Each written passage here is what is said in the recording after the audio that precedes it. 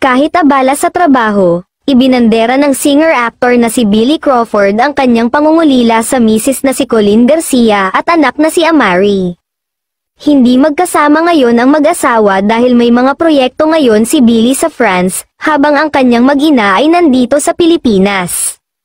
Kasunod niyan ay humingi siya ng tawad dahil wala raw siya sa tabi ng kanyang misis upang ipagdiwang ang kanilang wedding anniversary. Noong April 21 nang ibinandera ni Colleen ang kanyang matamis na mensahe para sa 6th wedding anniversary nila ni Billy. Nabanggit din niya roon na namimiss na niya ang mister bilang busy ito ngayon sa ibang bansa. Inihayag din niya ang kanyang pasasalamat sa mister na naging dahilan na lalo siyang naging better person. Matatanda ang taong 2018 nang ikinasal ang mag-asawa at biniyayaan ng anak na lalaki na si Amari noong 2020. Samantala, marami naman ang nakapansin ng biglaang pagbagsak ng katawan ng TV host actor.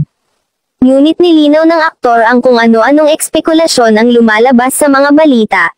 Ayon dito, nag-IF ako before.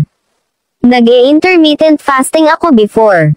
Nag-keto diet ako before kasi 200 plus pounds ako noon. So ngayon, no, I'm super healthy. I couldn't ask for more sa totoo lang. Kung siguro alcoholic pa ako baka wala na ako ngayon sa totoo lang, dagdag nitong paliwanag.